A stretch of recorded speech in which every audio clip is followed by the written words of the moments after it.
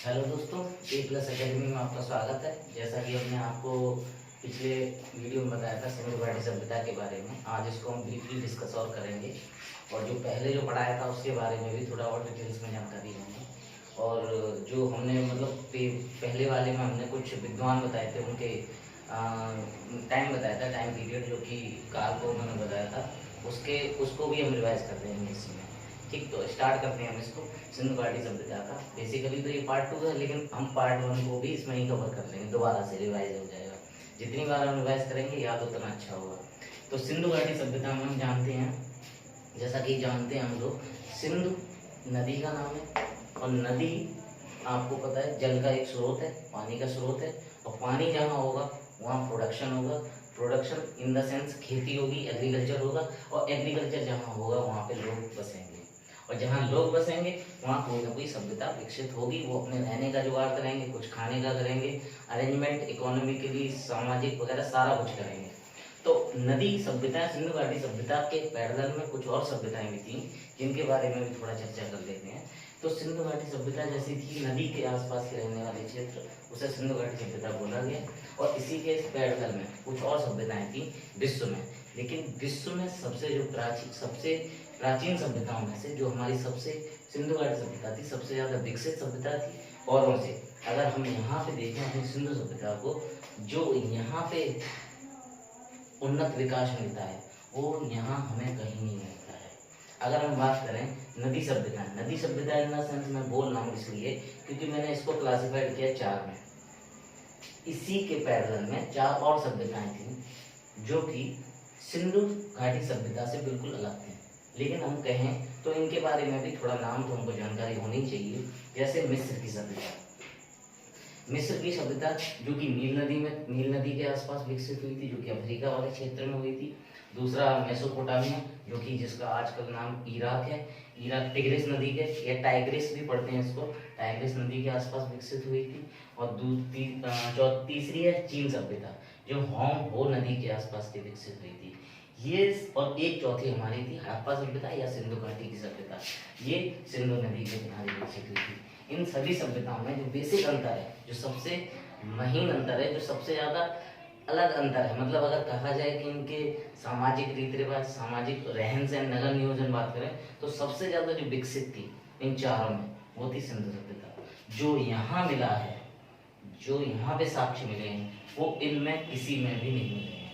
तो सिंधु घाटी सभ्यता के बारे में जो जिसको हमें पढ़ना है, उसमें अगर हम देखें सिंधु घाटी सभ्यता, जो कि भारत के पंजाब प्रांत और इस समय जो पाकिस्तान है उसका क्षेत्र भी है, कुछ सबसे उन्नत सभ्यता थी।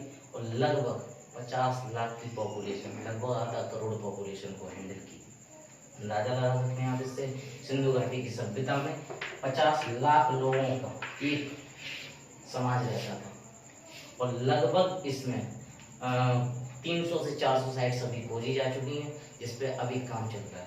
और दूसरा, इसमें जो सड़कें वगैरह थी वो भी आपको पता है 90 डिग्री एंगल पे काटती थी, जो आज भी हम लोग नहीं कर पाए हैं। वो आज से 5000 साल पहले हुआ करती थी। वाटर सप्लाई सिस्टम था। और बेसिक सबसे मजे की बात यह है कि यहाँ पे ना तो कोई राजा के साक्ष्य मिले, ना किसी रानी के साक्ष्य मिले हैं। और जबकि हम देखें मिस्र की सभ्यता में यहाँ पे राजा के साक्ष्य मिले हैं। अगर हम यहाँ से अंदाजा लगाएं, इसको कंपेयर करें इससे, तो हम देख सकते हैं यहाँ पे कोई भी राजतंत्र नहीं था, अगर हम इसके एविडेंस की बात करें। और यहाँ से देखें तो यहाँ राजतंत्र था। इतना विकास, इतना विकसित सभ्यता तभी हो सकती है जब वहाँ पे जनता की सुनी जाए, या शासन व्यवस्था जो जनतंत्रात्मक हो। हम यहाँ कह सकते हैं, अगर हम आज की लैंग्वेज में जो डेमोक्रेसी जिसको बोलते हैं, उसे हम उस समय की जनतंत्रात्मक व्यवस्था भी बोल सकते हैं। ये बेसिक कॉन्सेप्ट है, ये हमने खुद से आइडिया लगाया। ये जनतंत्रात्मक व्यवस्था है। और यहाँ जो राजा वगैरह थे, यहाँ पे सभी में, यहाँ किसी भी ना तो किले की जगह मिली है, ना कोई किला बना हुआ मिला है, ना कोई बहुत मतलब कोई बड़े बड़े किले के अलावा कोई उसी दुर्ग टाइप के कुछ ऐसा कुछ नहीं। दुर्ग मिले हैं, लेकिन वो किसके लिए थे? एडमिनिस्ट्रेशन के लिए थे। ठीक, तो हम इस पे बात करेंगे, हमारी सभ्यता इस पे बात करेंगे सिंधु घाटी सभ्यता के बारे में विस्तार से। अब हम इसी पे चर्चा करेंगे। इनसे कंपेयर करने से हमें ये पता चलता है जो चीजें हमें यहाँ मिली 90 डिग्री एंगल पर जो सड़कें कट कर रही यहाँ कहीं भी नहीं मिली। जो अंग्रेज हमारे यहाँ शासन करने आए थे, जब उन्होंने इस चीज का साथ 1857 में एक्चुअली रेलवे ट्रैक बनाने के दौरान कुछ ईंटें मिली थी इनको। यहाँ से स्टार्ट होता है एक हड़प्पा सभ्यता के बारे में। अभी हम इसके ही चर्चा करेंगे, नेक्स्ट चर्चा। ठीक, तो ये अगला नेक्स्ट जो इसके बारे में चर्चा करते हैं, एक दूसरा है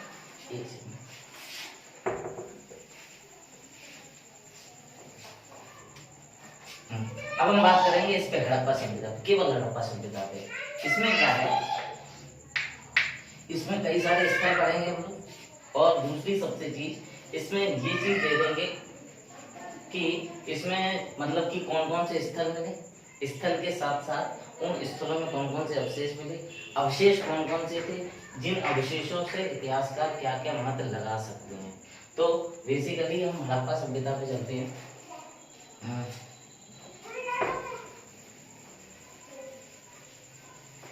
हुआ क्या, यूरोपियन जो थे 1857 में पाकिस्तान के पंजाब प्रांत में इसकी खोज कब हुई, आपको ये बता रहे हैं, बेसिक हम बता रहे हैं। अंग्रेज जो थे, अंग्रेज जो हमारे देश का शासन कर रहे थे, पंजाब प्रांत में रेलवे ट्रैक का निर्माण कर रहे थे।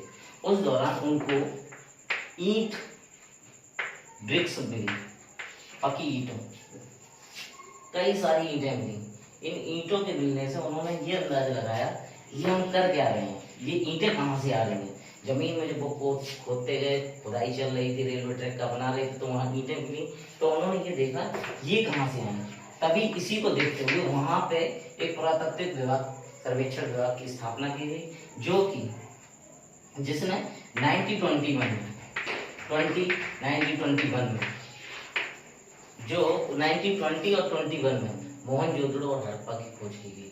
राखलदास आर.डी. बनर्जी थे, उन्होंने जाके इसकी खोज की और पुरातत्विक विभाग से इसके बारे में जानकारी मिली।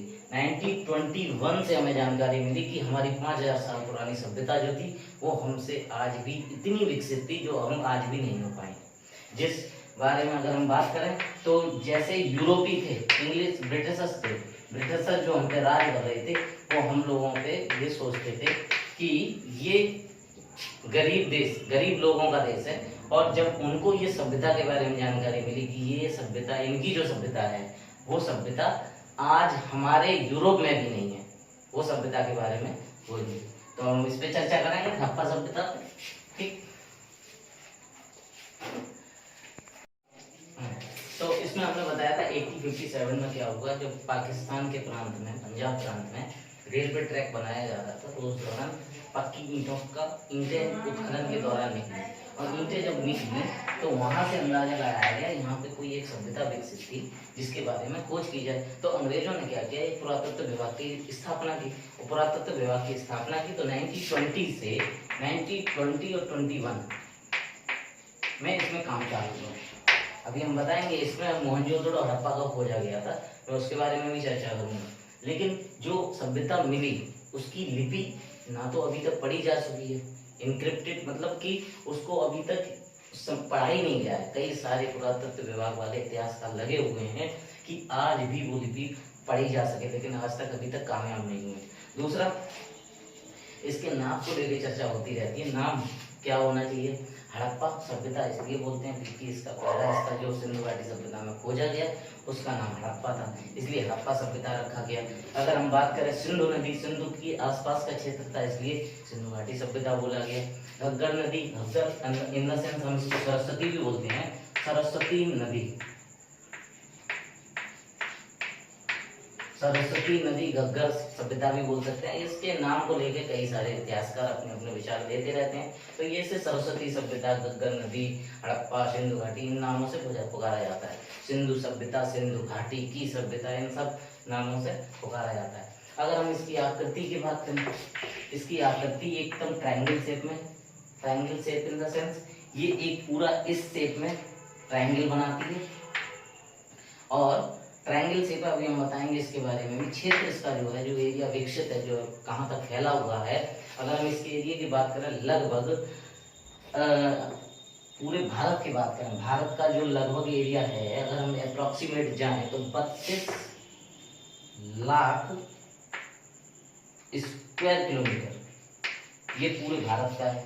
अगर हम इसकी बात करें सिंधु घाटी सभ्यता की, लगभग 12 to 13 वर्ग किलोमीटर, स्क्वायर किलोमीटर के क्षेत्र में ये फैला हुआ है। लाख 12 to 13 लाख वर्ग किलोमीटर, लगभग जो हमारा जो भारत का क्षेत्र है उसका 1/3, मतलब जो वर्तमान में हमारी इंडिया की जो एरिया है, भारत का एरिया है, उसका लगभग 1/3% पे ये सभ्यता खुली गई थी। इससे अंदाजा लगाया जा सकता है ये कितनी बड़ी और कितनी विकसित सभ्यता थी। सबसे ज्यादा विकसित और सबसे ज्यादा वाइड क्षेत्र में फैली हुई थी। इसका मतलब यहाँ पे अगर बात करें इस समय जो पॉपुलेशन है, उस समय की जो पॉपुलेशन थी लगभग आधा करोड़, लगभग अगर हम बात करें लगभग 50 लाख लोग रहते थे। और सोचिए 50 लाख लोगों के साथ कैसी शासन व्यवस्था करना सिंधु घाटी सभ्यता में, वो भी इतनी मैनर से, स्टैंडर्डाइजेशन के साथ। तो इसके लिए इनको हर तरह से उन्नत चाहिए। ये इसके बारे में हम बात करते हैं, पहले हम इसके एरिया के बारे में बात करते हैं। इनका जो एरिया था वो हमने बोला राजस्थान, पंजाब, हरियाणा, गुजरात, पाकिस्तान में फैला हुआ था। अगर हम बात करें शेप की, तो इसका एरिया जो था वो हमने आपको इस चीज को पिछले वीडियो में भी बताया था कि पूर्व में उत्तर प्रदेश तक, पश्चिम में बलूचिस्तान तक, उत्तर में जम्मू कश्मीर तक और दक्षिण में इस्लामाबाद तक, यहाँ तक फैला हुआ था। तो यहाँ पे पूरब में बात करें, पूरब में उत्तर प्रदेश में जगह का नाम था आलमगीरपुर,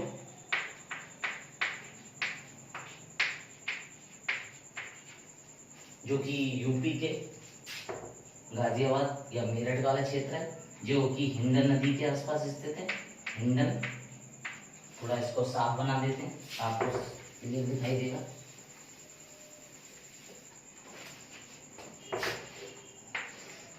सिंधु घाटी सभ्यता का क्षेत्र, इसको अगर हम बात करें तो ये पूरब में आलमगीरपुर, कोशिश कीजिए अभी के अभी याद होगा, जो कि हिंडन नदी के आसपास स्थित है। हिंडन नदी के आसपास स्थित है। और जो मेरठ और गाजियाबाद का क्षेत्र है, मेरठ और गाजियाबाद, ये पूर्वी क्षेत्र है। अगर आपसे पूछा जाए सिंधु घाटी सभ्यता का सबसे पूर्वी स्थल कौन सा है, तो आलमगीरपुर, उत्तर प्रदेश, हिंडन नदी के आसपास। और अगर आपसे पूछा जाए सबसे पश्चिमी की बात की जाए तो सुरकांगड़ोर, जो कि बलूचिस्तान में है,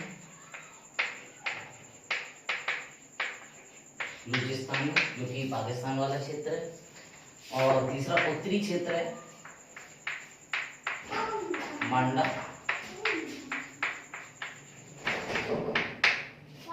जो कि जम्मू कश्मीर में स्थित है। तीसरा है दक्षिणी,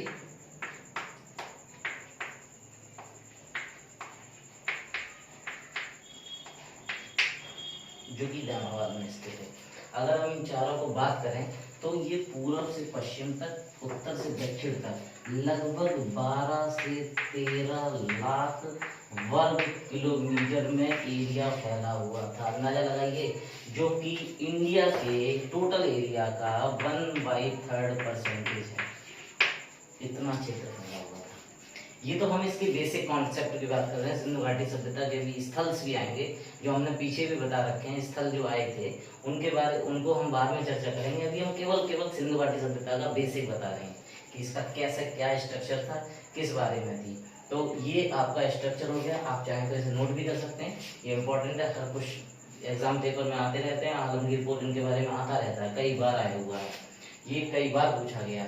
लिपि अभी तक नहीं पढ़ी गई है, ये भी बहुत बार पूछा गया कि कौन सी ऐसी लिपि है, किस सभ्यता की लिपि जो अभी तक कोडेड नहीं हुई, मतलब पढ़ी नहीं जा चुकी है, उसे सिंधु घाटी की सभ्यता। ठीक, तो इसके बाद अब हम पढ़ेंगे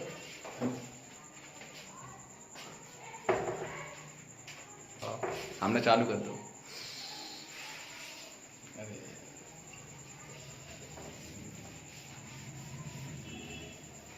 कोई नहीं, वो कुत्ती कट जाए ना वीडियो नहीं। अब हम बात करें इसके नगर नियोजन की। नगर नियोजन में हम देखा, हमने बताया था नगरीकरण सभ्यता थी। तो इसमें जो थी नगर नियोजन था, उसमें दो तरह का था, एक तो पश्चिमी और पूर्वी। पश्चिमी जो टीला था वो दुर्ग बोला जाता था, और पूर्वी था उसे निचला हिस्सा। अगर हम बात करें पश्चिमी की, तो ये उठा हुआ हिस्सा होता था, जिसपे कि एक तो शासक वर्ग या ब्यूरोक्रेट्स टाइप के लोग रहते थे, ठीक, एडमिनिस्ट्रेशन हम कह सकते हैं उसको। और जो निचला हिस्सा था, इसमें आम जनता रहती थी। आपने कई पिक्चर्स देखे होंगे मोहनजोदाड़ो की, उसमें देखा होगा कई ऊंचाई पे स्थल बना हुआ था, उसमें शासक वर्ग रहता था, उसे दुर्ग बोला जाता था।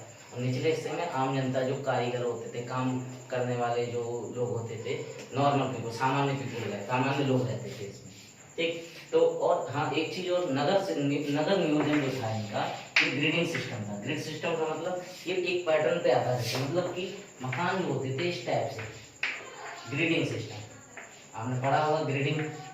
तो एक मतलब एक स्टैंडर्डाइजेशन था। अगर हम बात करें इस ग्रिडिंग सिस्टम से, तो कहा यहाँ से हम खुद एक इतिहासकार के नजरिए से देखें तो हम कह सकते हैं कि कहीं ना कहीं वो लोग एजुकेटेड भी थे। स्टैंडर्डाइजेशन के बारे में उनको जानकारी थी। ईंट जो होती थी, ईंट ब्रिक्स, उसका भी एक साइज एक फिक्स था। एक पब्लिक प्लेस पे जहाँ पे भी ईंट लगती थी, उसका साइज थोड़ा बड़ा होता था, और जो घरों में लगती थी उसकी ईंट का साइज कुछ अलग होता था। यानी कि कहीं ना कहीं इनको पढ़े लिखे तो थे ही, उसके साथ साथ इनको वैज्ञानिक नॉलेज भी थी। मतलब कुछ न कुछ साइंटिफिक मेथड भी इनको पता थे, मैथमेटिकल भी जानकारी थी। अगर हम सिंपल लैंग्वेज में कहें तो ये एक पढ़ा लिखा नगर नियोजन था, या फिर कह सकते हैं पढ़े लिखे लोगों की एक सभ्यता थी, जिससे इन्होंने ये पैटर्न बनाया जो आज भी हमारे देश में नहीं है। जो कि जिस तरह का विकास आजकल हम लोग करते हैं ग्रिडिंग सिस्टम से, आपने देखा होगा कॉलोनी जो आजकल बनती है एकदम 90 डिग्री एंगल होता है, पैटर्न एक कटा हुआ होता है, एक मकान दूसरा, बिल्कुल एक सिस्टमेटिक। ये सोचिए आप, हमारे 5000 साल पहले हमारे यहाँ थी, 5000 साल पहले की बात है। जो आज हम लोग स्वच्छता की बात करते हैं और हम लोग कहते हैं नालियाँ होने, सीवेज सिस्टम होना चाहिए, ये आज से 5000 साल पहले हमारी सिंधु घाटी सभ्यता में था। इन सब चीज़ों से ये अंदाजा लगाया जाता था। अब कई सारे इतिहासकार जो थे, उन्होंने अपने अपने मत दिए और अपने अपने टाइम्स दिए। उन्होंने टाइम पीरियड जो दिया वो सब उनमें जॉन मॉर्सन थे, उन्होंने कहा 3250 से लेके जो सिंधु घाटी सभ्यता का काल था वो 3250 से लेके 2750 BC था। और दूसरा अर्नेस्ट मैके ने कहा 2800 से 2500 BC था। ये सबके अपने अपने मत थे। दूसरा इन्होंने माधव स्वरूप बत्स ने इन्होंने बोला कि 3500 BC से 2700 BC था। उसके बाद मार्टिन व्हीलर 2500 से 1500, और जो रेडियो कार्बन है वो तुम्हारा है 2500 से 1750, जो कि सर्वाधिक मान्य है, इसी को माना जाता है सबसे ज्यादा। और इसमें जो रेडियो कार्बन है, कार्बन 14, मैंने आपको शायद पिछले वीडियो में बताया था, कार्बन 14 एक टेक्निकल इशूज है जिसके जरिए हम लोग जो बीता हुआ जो इतिहास है उसके पुरातत्वों को देख के उनकी एज को कैलकुलेट करते हैं। इससे कार्बन 14 से ये एक प्रोसेस है, टेक्निकल प्रोसेस है, याद रखना है इसको। अगर पूछा जाता है पुरातत्व वेदों द्वारा जो एज काल निर्धारण किया जाता है वो किस तकनीकी से किया जाता है, C14 तकनीकी से।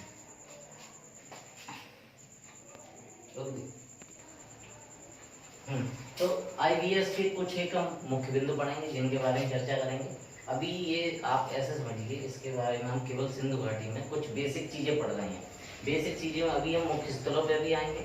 इसका थोड़ा लंबा वीडियो बनेगा, इसका ये पार्ट तो आज का तो छोटा ही बनेगा, उसके बाद पार्ट 2 होगा, वो थोड़ा लेंदी होगा, जिसमें हम डेप्थ स्टडी करेंगे। अभी हम क्या कर रहे हैं, केवल बेसिक चीजें बता रहे हैं, ओवरव्यू ले रहे हैं और चीजें बता रहे हैं क्या कैसा था, कितना किसने क्या, मतलब कैसा नगर नियोजन था, इसके बारे में। उसके बारे में हम अभी कुछ और चर्चा करेंगे, डीप डेप्थ स्टडी सेकंड वाले पार्ट में होगा।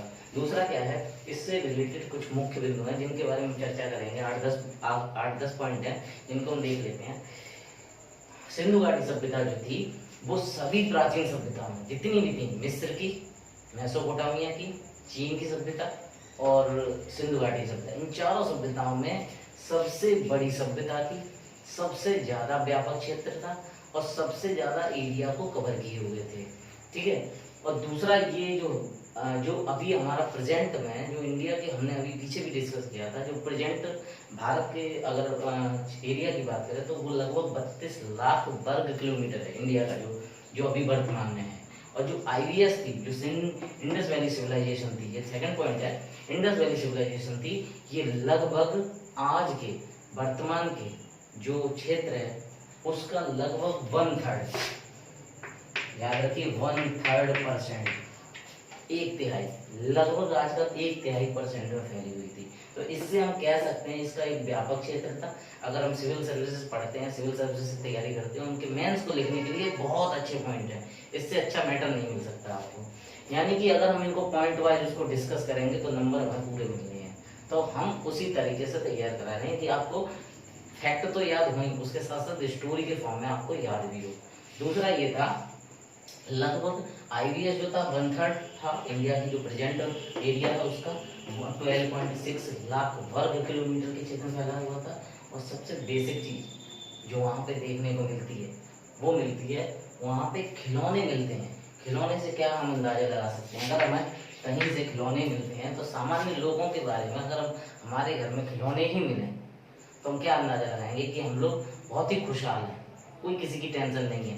यानी कि हम यहाँ से ये अंदाजा लगा सकते हैं, केवल इससे इतिहासकार हमेशा एक अंदाजा लगाता है, वो भी किससे? जो अवशेष मिलते हैं, जो भी एविडेंस मिलते हैं उनसे, खिलौनों से अंदाजा लगाते हैं कि सिंधु घाटी की सभ्यता के जो लोग थे वो सामान्य लोग थे और समृद्ध थे और शांति वाले लोग, शांति समृद्ध, शांति सुरक्षा वाले लोग थे, मतलब शांति प्रिय माहौल में रहना पसंद करते थे। यहाँ से हम अंदाजा लगा सकते हैं।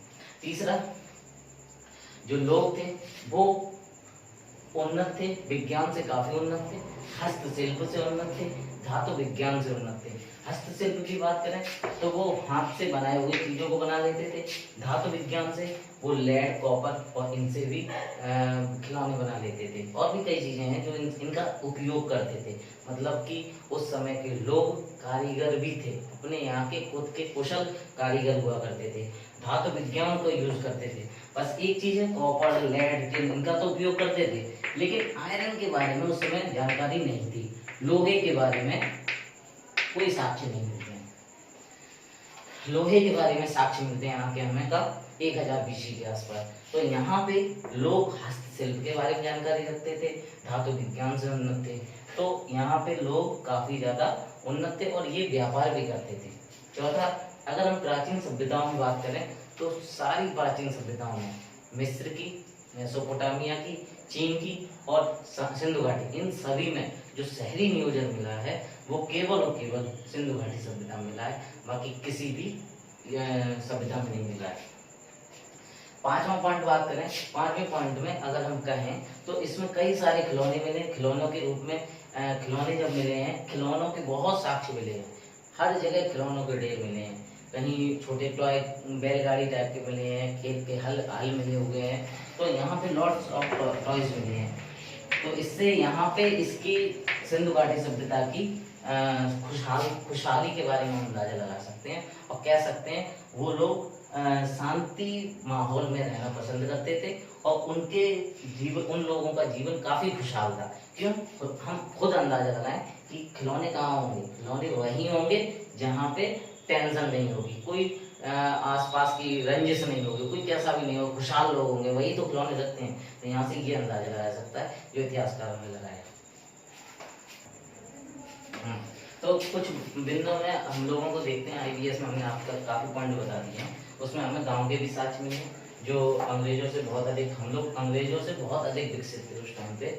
और नाम के बारे में बताएं तो नाम इसके बारे में वही अभी हमने जो बताया, सिंधु घाटी सभ्यता के नाम जो पीछे कई सारे वो हैं, इतिहासविद सब अपने अपने बताते हैं, जैसे सिंधु घाटी सभ्यता भी, हड़प्पा सभ्यता भी, सरस्वती सभ्यता है, सिंधु सभ्यता है, और जैसा घग्गर सभ्यता, इन सभी नामों पे चर्चा चलती रहती है, जो कि एक मतलब कि सभी किताबों में अलग अलग मिल जाएगा आपको, और सारे नाम सही हैं, ऐसा नहीं कोई गलत है। सरस्वती सभ्यता, सिंधु घाटी सभ्यता, सिंधु सभ्यता, हड़प्पा सभ्यता, सारे नाम इसी के आते हैं। दूसरा, सबसे जो प्राचीन संस्कृति का साक्ष्य मिला है वो मेहरगढ़ से मिलता है, जो कहीं ना कहीं इससे जुड़ा हुआ था। चौथा, 1857 में जो मैंने अभी थोड़ी देर पहले बताया अंग्रेजों ने क्या किया, 1857 जो आपको खूब फेमस ये सन है, इसमें 1857 में रिवॉल्यूशन हुआ था मंगल पांडे का। ये सब तो आपको याद रहनी चाहिए, ये सबसे ज्यादा फेमस है इंडियन हिस्ट्री में। 1857 में जो रिवॉल्यूशन हुआ था उस समय से, उसी समय की बात है जो लाहौर से मुल्तान के लिए रेलवे ट्रैक बिछाया जा रहा था। उसी समय अंग्रेज थे, उन यहाँ से बिछा रहे थे, तो बिछाते बिछाते उनको ईंटों के एक गट्ठर मिला, यहाँ से उन्हें लगभग 1000 ईंटें मिली। और ईंटें जब वो निकालते गए तो उन्होंने देखा यहाँ तो कोई सभ्यता थी पहले, और जब सभ्यता थी तो उनको भी अचंभित हुआ कि हम उस देश पर राज्य कर रहे हैं जहाँ पे हमसे भी ज्यादा विकसित लोग रहते थे। ये चीज ये मैं अपनी बोल रहा हूँ, मैं किसी की कह नहीं रहा हूँ, ना किताब का है ये। मतलब कि जब उन्होंने ईंटें लिखी तो उनको शॉकिंग हो गया कि यहाँ पे कोई विकसित सभ्यता थी पहले। तो यहाँ से इन्होंने क्या किया, फिर पुरातत्व विभाग की स्थापना की, और वहाँ पे 1990 देखिए यहाँ पे अंतर कितना है, लगभग 40-50-60 साल का अंतर है। उस 50-60 साल बाद आर डी बनर्जी ने मोहनजोदड़ो और पुरातत्व विभाग की स्थापना हुई। उसके बाद 1919 और 1920 में, मतलब कि 1857 में इन्हें पता चल गया था यहाँ पे कोई विकसित सभ्यता है। किसको? अंग्रेजों को जब पता लग गया तब इस पे काम होना स्टार्ट हुआ। उन्होंने पुरातत्व विभाग की स्थापना की, उनको फिर उन्होंने जब देखा तब वो भी शॉकिंग हो गए। अंग्रेजों ने देखा कि ये तो विकसित सभ्यता, ये हमसे ज्यादा विकसित है, हम लोगों से ज्यादा विकसित। 5000 साल पहले हमारे यहाँ सारी सिस्टम थे, नगरीकरण था, रोडें थी, चौड़ी चौड़ी रोडें थी, पतली गलियां थी, सारा कुछ सिस्टम था, जो कि वो उन लोगों के पास अभी भी, उन लोगों के पास अब हो पाया है, वो हमारे पास 5000 साल पहले था। और दूसरा ग्रिड प्लान सिटी थी। ग्रिड प्लान सिटी जो मैंने अभी तुम्हें बताया, जो ग्रिडिंग सिस्टम होता है इस टाइप से, इस तरह से प्लान सिटी होती थी। एक सिस्टमैटिक अरेंजमेंट, किसी भी नगर का सिस्टमैटिक अरेंजमेंट एक ग्रिड प्लान सिटी होता है, जिसमें एक तरह से एक स्क्वायर रेक्टेंगुलर शेप दिया जाता है किसी भी सिटी को या नगर को, तो वो भी थी। अब अरबी लोग, वो लोग अंग्रेज तो उस समय हम लोगों को बिल्कुल ही गरीब और बिल्कुल भूखे नंगे लोगों का देश बोलते थे, और उनको अरबी लोग, जबकि बात ये सत्य है, जो मैथ जो था हमारे समय में हम लोगों के पास ये था, ग्रिड प्लान सिटी जो थी, उससे अंदाजा लगा सकता है कि हम लोगों का मैथ भी अच्छा था, मैथ गणित में भी काफी विकसित लोग थे, पढ़े लिखे लोग थे। ठीक, तो यहाँ पे आप अंदाजा लगा सकते हैं, मैथ जो था इंडिया में डिस्कवरी हुई, वहां से अरब गया, अरब से यूनान गया, और यूनानी अपने आप को विकसित बोलते हैं। यहाँ हम कह सकते हैं यूनानी ऊपर से विकसित हैं, लेकिन देखा जाए, अगर कंपेयर किया जाए सिविलाइजेशन के मामले में, तो हम उनसे ज्यादा विकसित थे। यहाँ से आप अंदाजा लगा सकते हैं। नेक्स्ट जो अगला बिंदु है, अगला मुख्य बिंदु, हमने काफी सारे पॉइंट बता दिए इस पे, जो आपको एक याद करने के लिए आज से भी बहुत अच्छा, और आपको अगर आप सिविल सर्विसेज की तैयारी कर रहे हैं तो उसके मुख्य बिंदु भी हो सकते हैं, कई सारे आप बहुत डिटेल में लिख सकते हैं, इससे ज्यादा डिटेल नहीं मिलेगा आपको। स्वच्छता अभियान, अगर जो हम बात करें सिंधु घाटी सभ्यता का जो सबसे महत्वपूर्ण बिंदु है वो है स्वच्छता अभियान। जो आजकल हमारी गवर्नमेंट जो इस पे ज्यादा फोकस कर रही है, स्वच्छता अभियान चला रही है, वो हमारे देश में 5000 साल पहले चलाया जाता था। आप अंदाजा खुद लगा सकते हैं, जो आज स्वच्छ भारत अभियान चल रहा है हमारी भारतीय सरकार द्वारा, वो हमारे यहाँ 5000 साल पहले चलता नहीं था। उसके अलावा रोडों पे डस्टबिन लगे हुए होते थे, डस्टबिन जो आजकल हमारे यहाँ जो लोग ऐसे फेंक देते हैं, उस समय डस्टबिन रखे जाते थे। ड्रेनेज सिस्टम था, ड्रेनेज सिस्टम, वाटर सप्लाई थी, वेस्टर्न टॉयलेट जो हम लोग आजकल बोलते हैं, जो वेस्टर्न टॉयलेट जो जिसको बोलते हैं, जो कि विदेशी पश्चिमी देशों की देन है, वो हमारे यहाँ 5000 साल पहले हर घर में बनी होती थी। अंदाजा लगा सकते हैं आप इस चीज से, इससे आप ये अंदाजा लगा सकते हैं कितने ज्यादा विकसित थे ये लोग, जो आज भी हमारे यहाँ नहीं हो पाया है। हमारे यहाँ शौचालय के लिए भी अभियान चलाया जाता गवर्नमेंट की तरफ से, जो 5000 साल पहले हमारे यहाँ था। अगर हम इसको लिखने के लिहाज से लिखे तो बहुत अच्छा एक आर्टिकल भी लिख सकते हैं इस सिंधु घाटी सभ्यता को लेके। दूसरा, नालियां जो थी, वो नालियां जो लगी हुई थी, घरों से निकली हुई थी, वो ढकी हुई थी सारी, यानी कि उनको पता था इनसे बीमारियां फैल सकती है, इसलिए उन्होंने उनको ढक के रखा हुआ था। सोचिए, यहाँ पे आज भी नहीं ढकी हुई हैं, जो पहले 5000 साल पहले विकसित थी। और नेक्स्ट पॉइंट जो है, सबसे बड़ा शहर, जो सिंधु घाटी सभ्यता का सबसे बड़ा शहर है, जो कि पाकिस्तान में पाया गया, जिसका नाम मोहनजोदाड़ो है, जो सिंधु नदी के किनारे स्थित था, जिसमें लगभग 40,000 लोग रहते थे, जो वहाँ की पॉपुलेशन थी। सोचिए इतनी बड़ी पॉपुलेशन 5,000 साल पहले ये पॉपुलेशन यहाँ रहती थी। और मोहनजोदड़ो और हड़प्पा ये दो ऐसे शहर थे जो कि एक दूसरे से काफी मिलते जुलते थे। इसलिए एक इतिहासकार थे जिनका नाम था स्टुअर्ट पिगॉट। ये पीसीएस में कई बार पूछा गया है, यूपीएससी में, तो यूपीएससी वगैरह में भी पूछा जा सकता है, जिसने मोहनजोदड़ो और हड़प्पा दोनों को एक जुड़वा राजधानी बोला। ये आप लोगों ने फैक्ट में पढ़ा होगा। अभी मैं फैक्ट भी बताऊंगा। अभी तो टोटल ओवरव्यू चल रहा है, अभी ये बेसिक चल रहा है। उसके बाद इनका जो मानकीकृत था, स्टैंडर्डाइजेशन था। स्टैंडर्डाइजेशन का मतलब कि जो ईंटें थी गांव मतलब सिटी के अंदर के लिए, घर के लिए अलग, रोड के लिए अलग, वो स्टैंडर्डाइजेशन एकदम फिक्स था। अगर ईंट एक बड़ी साइज की है तो वो एक पब्लिक प्लेस के लिए यूज होती थी, जो गलियों के लिए बनती थी, गली वगैरह के लिए। और जो घर के लिए ईंट का निर्माण होता था वो ईंट अलग होती थी, उसका साइज अलग होता था, वो भी हम बताएंगे। दूसरा, जो सड़कें होती थी वो बड़ी और छोटी दो तरह की सड़कें होती थी।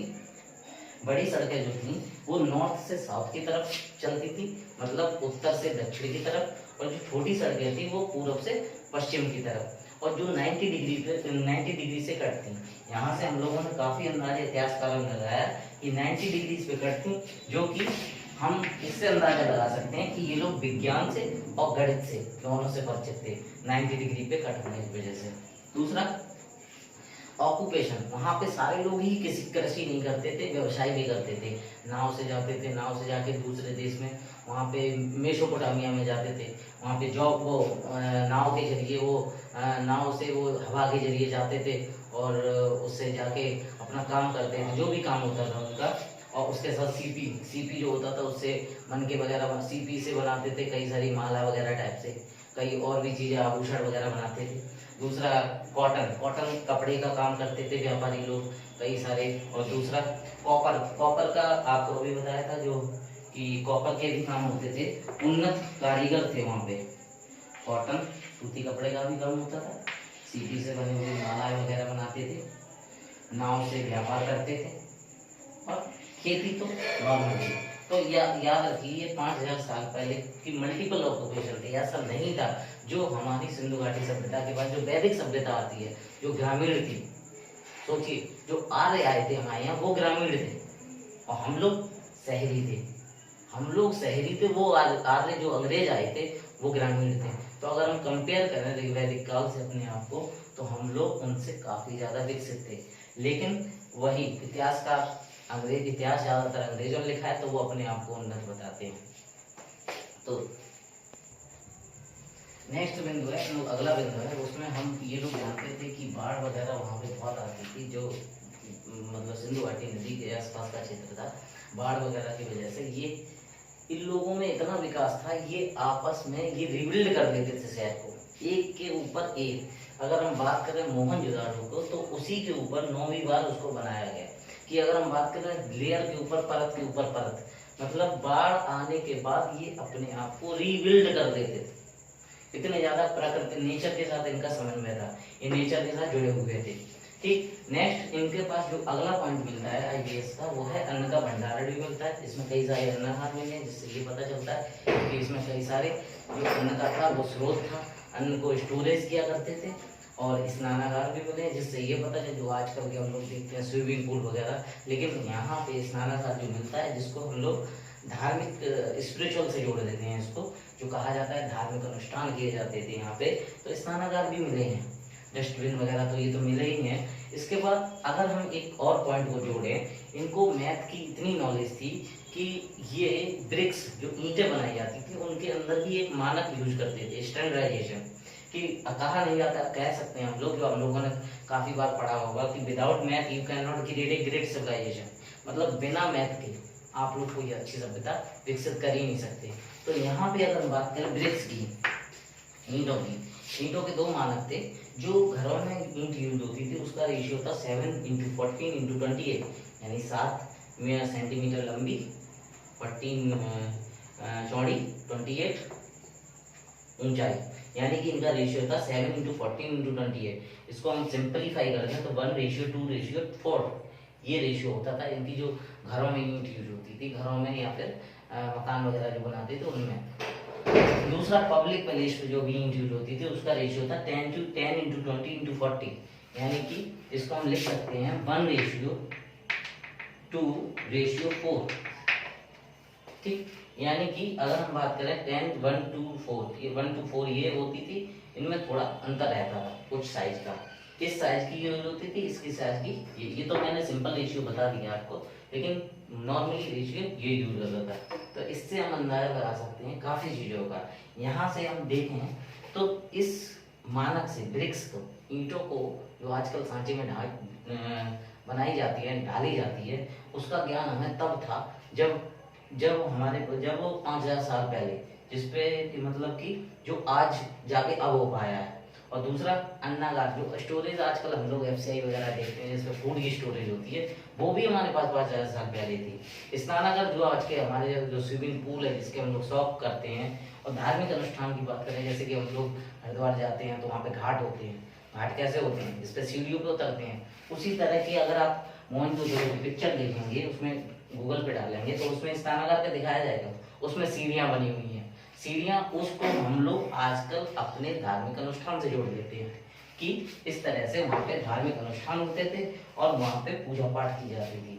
और कई सारे लोग वहाँ पे, जैसे हरिद्वार में गंगा जी पे कई सारे स्नान करने जाते, दशहरा पे स्नान करने जाते, ऐसे ही स्नानागार बनाए जाते थे, जिससे हम कह सकते हैं वहाँ पे भी धार्मिक अनुष्ठान किए जाते थे और एक पब्लिक बाथिंग प्लेस था, सभी लोग वहाँ जाके स्नान किया करते थे। 2 पॉइंट और हैं इसके, 2-3 पॉइंट और बन सकते हैं अगर हम इसमें जोड़ें। जो अगर हम सिंधु घाटी सभ्यता की बात करें तो कुछ 2 मंजिला 3 मंजिला और मकान भी मिले हैं, जिसमें काफ़ी जो आजकल हम लोगों के यहाँ बनते हैं वैसे उस समय भी थे। सीढ़ियाँ मिली हैं, सीढ़ियों से चढ़ते थे, उस तरह से 2 मंजिल 3 मंजिल के मकान मिले हैं। और ऐसी ईंट मिली हैं जो काफ़ी सारा वजन झेल लेती हैं। जो आजकल हम लोग ईंट, सरिया वगैरह, लोहा वगैरह जड़ते हैं, उस समय ऐसा नहीं था, लेकिन ईंट काफ़ी बड़ी साइज की मिली है, जो कि काफ़ी वजन सहने वाली ब्रिक्स भी वहाँ बनाई जाती थी, वो भी पकी हुई ईंटें भी मिलती हैं। दरवाजे जो हुआ करते थे उनका एक्सेस सभी कमरों में हुआ करता था।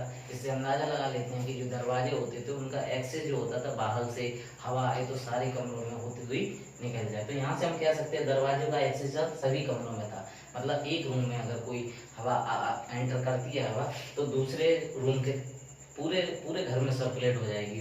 टॉयलेट विद फ्लश हुआ करते थे उस टाइम पे। और दूसरा है धातु विज्ञान का विस्तृत ज्ञान था। लास्ट पॉइंट है धातु विज्ञान का, इनको विस्तृत ज्ञान था, जिसमें हमने तुम्हें बताया था धातुओं के बने हुए खिलौने भी पाए गए, धातु की बनी हुई मूर्तियां पाई गई, धातु के बने हुए सिक्के पाए गए।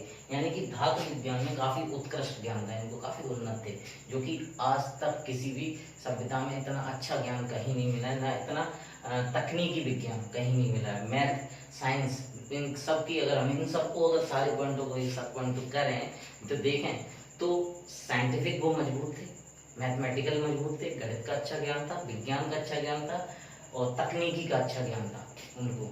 और दूसरा कपड़े में बटन लगाना, उनको ये भी पता था कपड़े में बटन वगैरह, उसका भी आविष्कार इन्होंने किया। और एक बहुत महत्वपूर्ण चीज साइन बोर्ड एक मिला हुआ है धौलावीरा से। जो धौलावीरा जो हम लोग साइन बोर्ड यूज करते हैं कि ये डायरेक्शन, तो वहां पे साइन बोर्ड एक दरवाजे पे, एक बड़े से दुर्ग के पास एक दरवाजे के ऊपर लगा हुआ मिला है, जो कि एक डायरेक्शन में गिरा हुआ मिला है। जब उसको खड़ा किया गया तो लगा कि ये जरूर किसी साइन बोर्ड के बारे में, लेकिन वही बात है अभी तक इसकी लिपि को पढ़ा नहीं जा पाया है। इस वजह से अभी तक ये पता नहीं लगा पाया कि ये है क्या। तो इससे इतिहासकारों ने इससे लगाया कि जब इस बोर्ड को बनाया देखा गया तो ये एक साइन बोर्ड की तरह लगा, जो कि धौलावीरा से मिला। और एक जगह और है जो अभी धौलावीरा के अलावा लोथल,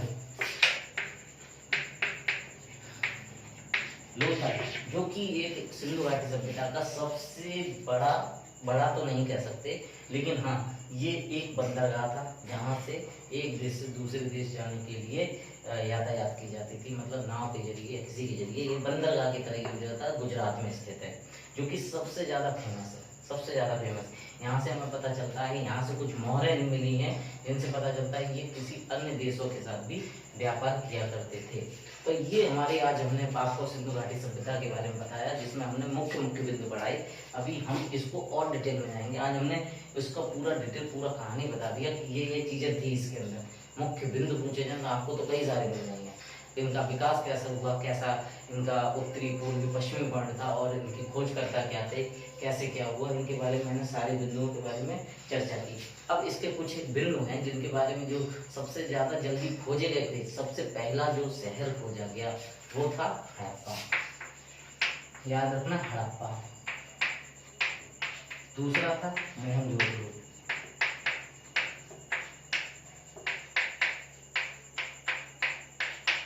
अभी तक तो हमने चर्चा की कि ये सिंधु घाटी सभ्यता की बेसिक चीजें, सारी बेसिक्स थी इसमें। अब हम ये बताएंगे ये लोग जो थे हड़प्पा, और इन स्थलों के बारे में चर्चा करेंगे। उसके बाद ये स्थल सारे जितने भी स्थल साइट्स तो बहुत मिली हुई हैं, लेकिन मुख्य मुख्य साइट्सों के बारे में हम चर्चा करेंगे। ठीक, ये हमारे मुख्य बिंदु हो गए। अब हम इसके बारे में चर्चा करेंगे। सिंधु घाटी में हमने काफी सारे पॉइंट बता दिए हैं, और सबसे ज्यादा जो सबसे, इसको हड़प्पा सभ्यता भी बोलते हैं। हड़प्पा सभ्यता हम इसलिए बोलते हैं क्योंकि जो पहला नगर खोजा गया उसका नाम हड़प्पा ही है, और जो पाकिस्तान के पंजाब प्रांत में स्थित है। हड़प्पा जो कि रावी नदी के तट पर स्थित है। जैसा कि हमने आपको बताया था कि जो सिंधु घाटी सभ्यता है वो अगर हम देखें तो उसका शेप, जो आकार था, ये त्रिभुजाकार है। ये पीसीएस में पूछा गया कई बार, कई समीक्षा अधिकारी वाले एग्जाम में भी पूछा गया। ये सारे फैक्ट हैं। अभी तक तो हम स्टोरी बता रहे थे, पूरा एक ओवरव्यू दे रहे थे। अब फैक्ट्स हैं, इनको रटना पड़ेगा, याद हो जाएंगे। वैसे तो 2 बार बोलेंगे, 2 बार वीडियो को पॉज करके सुनेंगे तो याद हो जाएगा। वो बहुत बड़ी चीज नहीं है, 2-3 बार सुनने में याद हो जाएगा। एक भी क्वेश्चन नहीं निकलेगा अगर इतना मैंने बता दिया। इससे एक भी क्वेश्चन बाहर नहीं आ सकता, ये मेरी गारंटी है। क्योंकि इतने जितने मैंने कंटेंट दिए कहीं से नहीं मिलने वाले, 1-2 किताब से नहीं, कई सारी किताबों का कलेक्शन है।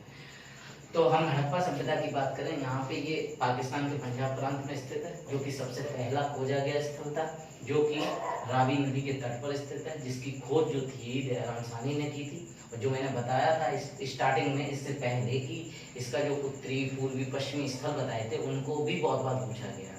ठीक, तो उन्हीं स्थलों में जो पहला है हड़प्पा जो, और हाँ एक चीज और, त्रिभुजाकार सिंधु घाटी सभ्यता का शेप है, ये भी कई बार पूछा गया है। ग्रेडिंग पैटर्न है, नगर नियोजन सभ्यता है, शहरी सभ्यता है, व्यापार करते थे, ग्रामीण नहीं थी, शहरी सभ्यता थी। ठीक, तो ये चीजें थी। हड़प्पा जो पाकिस्तान के पंजाब में है, रावी नदी के तट पर है, दयाराम साहनी ने इसकी खोज की। इसमें कौन कौन से फैक्ट है?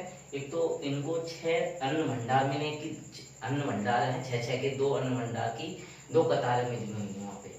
मतलब जहाँ पे फूड को, अन्न को, गेहूं या अनाज जो भी था उसको स्टोर किया जाता था, उसकी 2 कतारें मिली। कहाँ? हड़प्पा में। ताबूत में दफनाने के साक्ष्य भी कहाँ मिले? हड़प्पा में। कब्रिस्तान जिसका नाम समाधियार है, कहाँ मिला? हड़प्पा में। दूसरा अभिलेख, मोहरों से अभिलेख युक्त है, जो कहाँ मिला? हड़प्पा से। बर्तन पर मछुआरे का चित्र, याद रखिए, बर्तन पर मछुआरे का चित्र भी अंकित है। और तीसरा शंख पर बैल का चित्र, याद रखना, शंख पर बैल का चित्र, शंख पे बैल के चित्र को अंकित किया गया या बनाया गया है। एक नेक्स्ट, ये बहुत इंपॉर्टेंट है, ये और ये शंख वाला, ये कई बार पूछा गया है। शंख पर बैल का चित्र कई बार पीसीएस में, समीक्षा अधिकारी में, कई भी स्टेट एग्जाम में पूछा जा सका है। स्त्री के गर्भ से निकला हुआ पौधा, याद रखना, ये कई बार पूछा गया। हड़प्पा का सबसे फेवरेट क्वेश्चन है ये। स्त्री के गर्भ से निकलता हुआ पौधा, जो कि जिसको उस समय के लोग उर्वरता की देवी मानते थे, जो कि हड़प्पा से मिला हुआ है। याद रखना, हड़प्पा से स्त्री गर्भ से निकला हुआ पौधे के साक्ष्य मिलते हैं, जो कि उर्वरता की देवी थी। और ईंटों का एक चबूतरा मिला हुआ है, जो भी हड़प्पा से मिला हुआ है। गेहूं तथा जौ दोनों के साक्ष्य मिले हुए हैं। तथा मेसोपोटामिया के साथ जो व्यापार करते थे, मेसोपोटामिया जिसको आज हम इराक बोलते हैं, उसके साथ भी व्यापार के साक्ष्य मिले। जैसे हम कह सकते हैं मेसोपोटामिया की कुछ जो मुद्राएं थी वो हमारे लोथल से मिली हैं, जिससे हम कह सकते हैं लोथल से, या फिर उनके मतलब कुछ साक्ष्य ऐसे मिले हैं जैसे मुद्रा वगैरह, उनके साक्ष्य मिले हैं, जिनसे पता चलता है कहीं ना कहीं हमारा लेन देन था उनका एज ए व्यापार के तौर पे। तो इसके भी साक्ष्य मिले हैं। ये फैक्ट सारे हड़प्पा सभ्यता के थे, जो लगभग हो चुके हैं।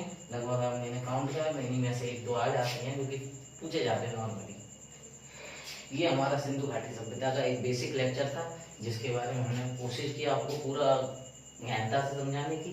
इसमें हड़प्पा जो पहला स्थल था वो हो चुका है। इसके बाद आने वाले नेक्स्ट वीडियो में हम इनके बारे में और चर्चा करेंगे। जितने भी स्थल हैं अब नेक्स्ट वीडियो में सारे इसी तरह आएंगे, अब कोई ब्रेक नहीं होगा।